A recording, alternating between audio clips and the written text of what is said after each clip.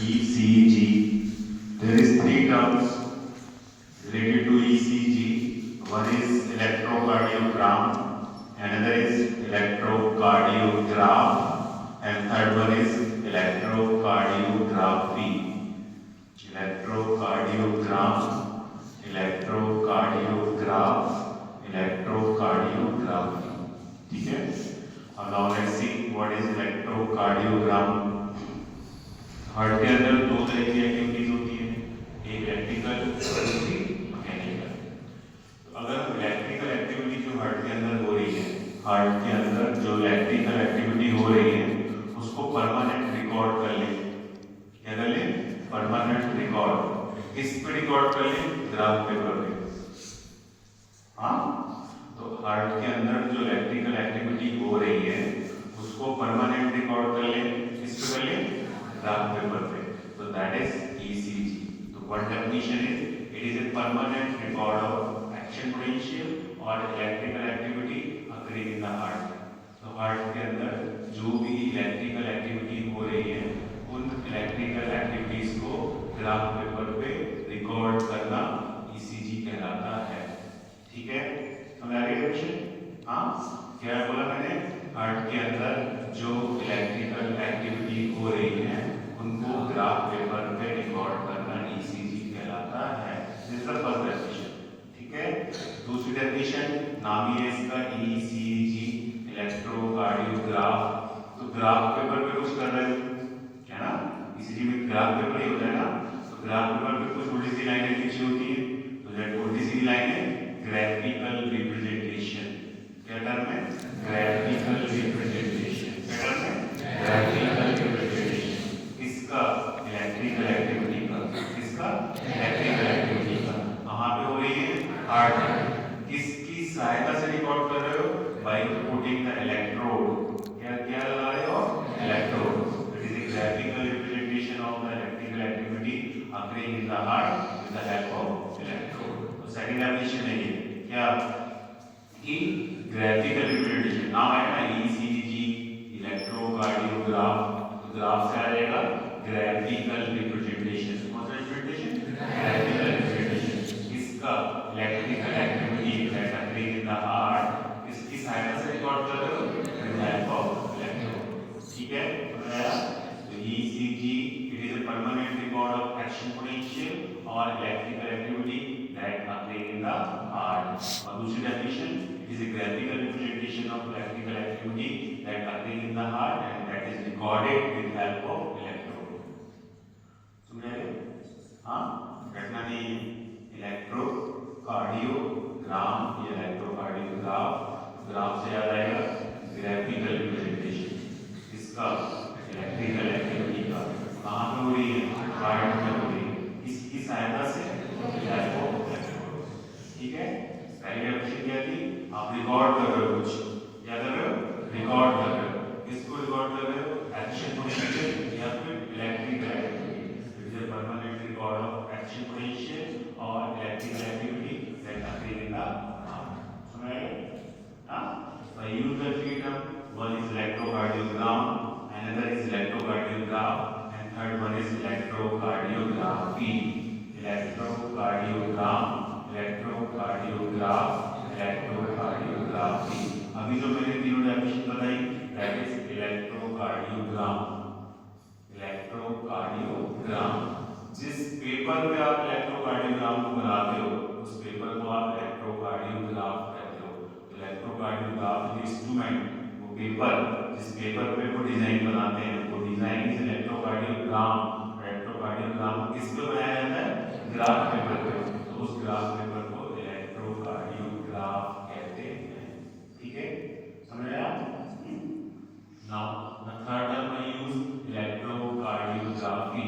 Electrocardiography it is science, ऐसा विज्ञान जिसमें इलेक्ट्रोकार्डियोग्राम या इलेक्ट्रोकार्डियोग्राफ को पढ़ना, लिखना, समझना सिखाया जाता है। Try to understand, interpret.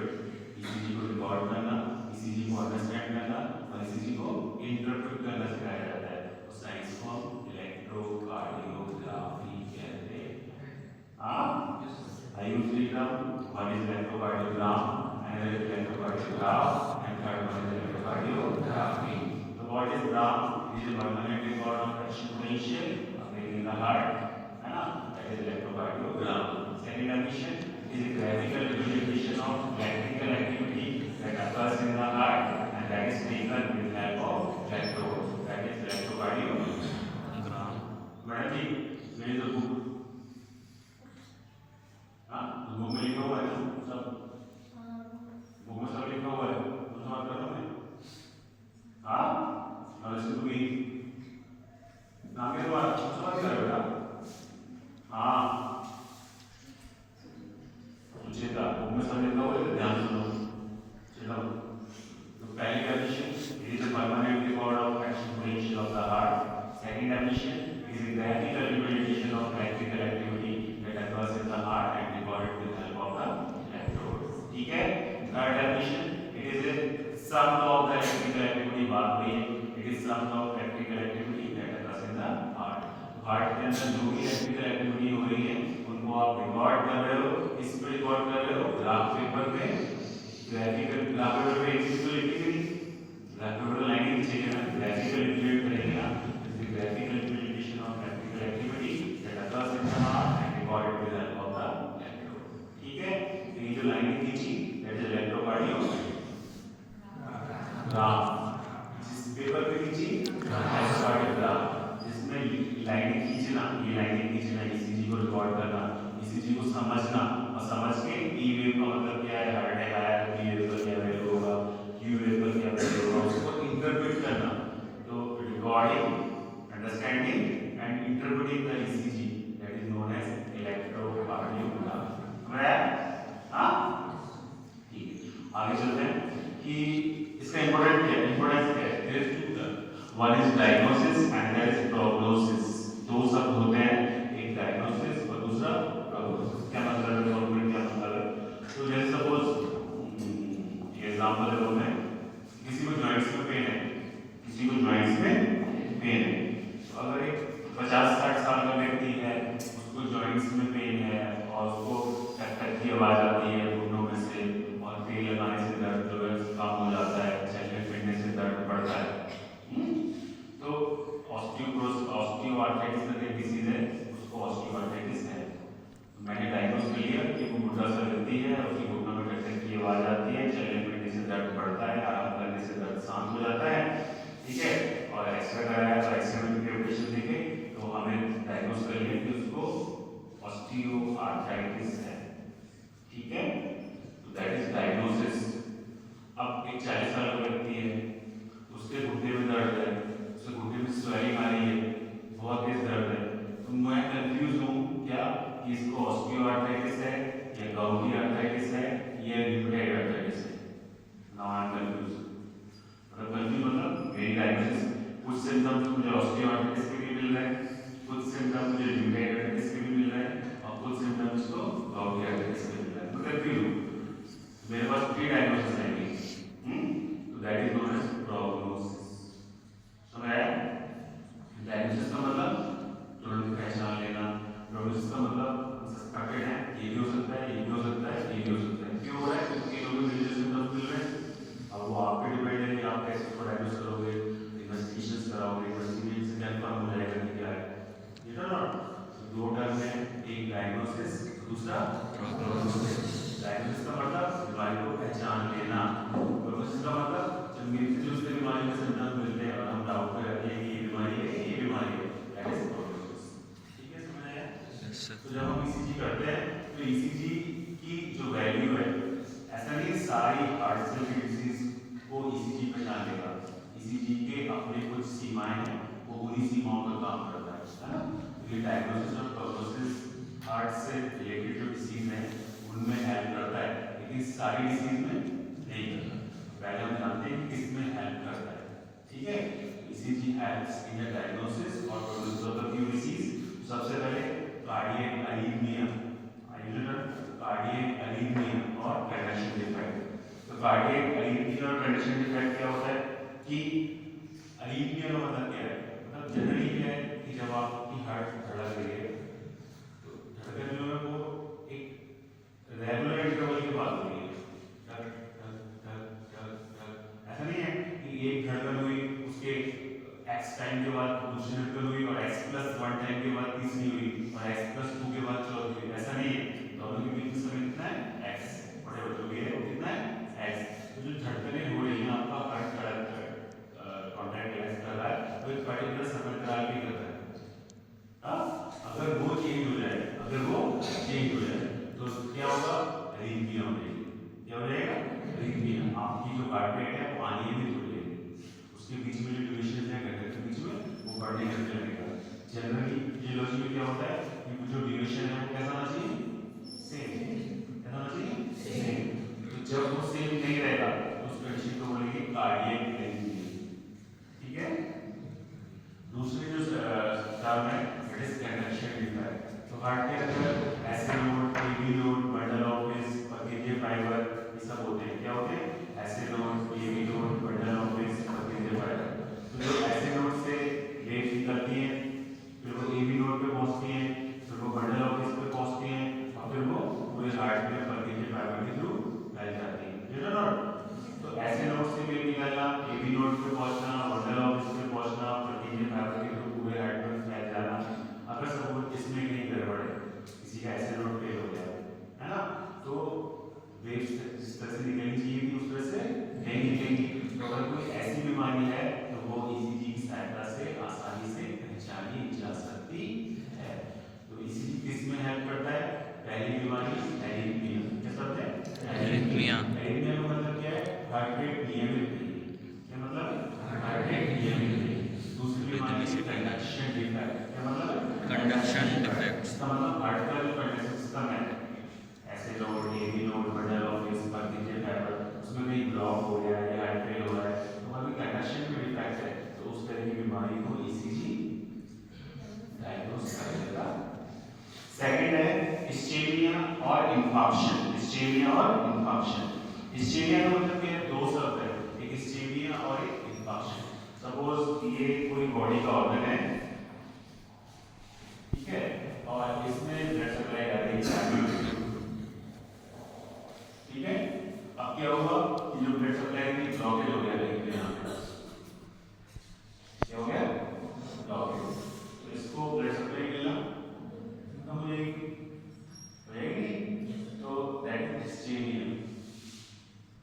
अब जब ब्लड सप्लाई मिली बंद हो जाएगी और हम कोई गोलगप्पे, पिज्जा, समोसे, पकौड़ी सब खाए जा रहे हैं, नहीं कर रहे हैं, तो धीरे धीरे क्या होगा, इसका ब्लॉकेज बंद हो जाएगा और ये टिश्यू है वो कैसा हो जाएगा,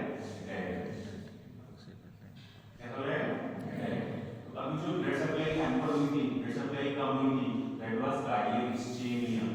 कैसा था, cardiac ischaemia. There is another term infarction, infarction. So there is a two terms, one is cardiac ischemia and there is cardiac infarction. क्या होता है, cardiac infarction. ischemia का मतलब क्या है, उस पर्टिकुलर हिस्से की जो ब्लड सप्लाई है वो हैम्पर होगी, ऑक्सीजन सप्लाई कम होगी। अब जब ऑक्सीजन सप्लाई कम होगी तो फाइनली क्या होगा, टिश्यू डेड हो जाएगा, you know not. So that condition is known as cardiac infarction. क्या बोलते हैं उसको, cardiac infarction.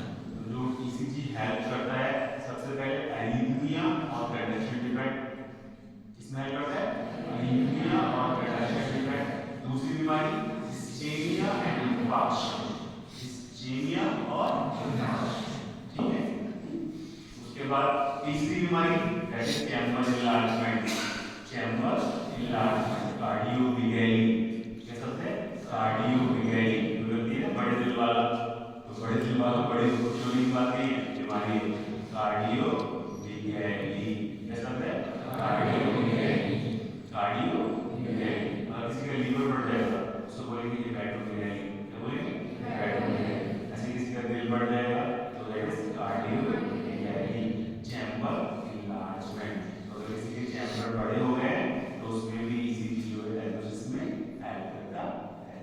चौथा है इलेक्ट्रोलाइट इम्बैलेंस। क्या है, इलेक्ट्रोलाइट इम्बैलेंस। जब भी कभी इलेक्ट्रोलाइट इम्बैलेंस होते हैं, स्पेशली पोटेशियम आयन की बॉडी में कमी हो जाती है, पोटेशियम आयन अधिक हो जाता है, हार्ट अटैक, ना सोडियम पोटेशियम कम डिस्टर्ब हो जाता है,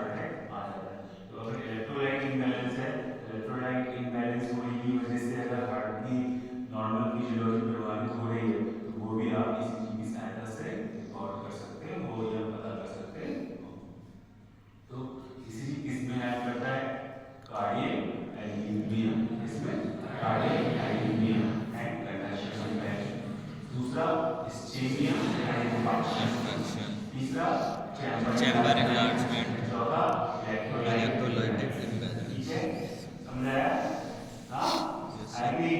यस सर। उसके बाद इसके कुछ पैरामीटर्स हैं ईसीजी इन बीमारियों में हेल्प नहीं कर रहा है। वो कौन सी बीमारियां हैं? अगर जो हार्ट को बनाने वाली जो मसल्स है मायोकार्डियम, तो अगर मायोकार्डियम की कॉन्ट्रैक्टिलिटी में कोई डिफेक्ट है, मतलब कॉन्ट्रैक्शन सही से हो रहा है या नहीं हो रहा है, तो ईसीजी में उसमें कोई भी है नहीं करेगा। अगर मायोकार्डियम की कॉन्ट्रैक्टिलिटी में कोई डिफेक्ट है, ईसीजी हार्ट में कॉन्ट्रैक्शन सही से हो रहा है या नहीं हो रहा है, तो ईसीजी उसको जानने में कोई भी मदद नहीं करेगा। तो पहला पॉइंट क्या है? That is contractility of the myocardium. जो हार्ट को बनाने वाली मसल्स हैं उसमें कॉन्ट्रैक्शन कम या ज्यादा हो रहा है। कॉन्ट्रैक्शन कम हो गया, mechanical activity, ECG mechanical activity को प्ले करती है, तो अगर हार्ट का कॉन्ट्रैक्शन कम ज्यादा हो रहा है तो उसमें ईसीजी करेगा ही नहीं करेगा। ठीक है, ठीक है। There is another term cardiac output. Cardiac output मतलब क्या है? इसका एक टॉपिक है, बाद में बताऊंगा कि आपका जो हार्ट है वो हर बीट में, एक बार धड़कन हो रही है तो हर बीट में कितना ब्लड निकाल रहा है। वैसे एक मिनट में आपका हार्ट कितना ब्लड फेंकता है उसको आप कहते हैं कार्डियक आउटपुट। अगर आपका हार्ट कमजोर हो गया तो जो नॉर्मली कार्डियक आउटपुट होता है वो कैसा होगा? कम हो जाएगा, ठीक है ना? कॉन्ट्रैक्शन की पावर से नहीं होगा, तो कार्डियक आउटपुट कम हो जाएगा। तो अगर कार्डियक आउटपुट से रिलेटेड कोई बीमारी है तो ईसीजी उसको जानने में कोई भी हेल्प नहीं करता। तो किसमें नहीं करता है? Number 1 contractility of myocardium, number 2 cardiac output. जैसे कि हमने कल पढ़ा था, क्या पढ़ा था? वॉल पढ़े थे, तो वॉल में फ्यूज हो जाती है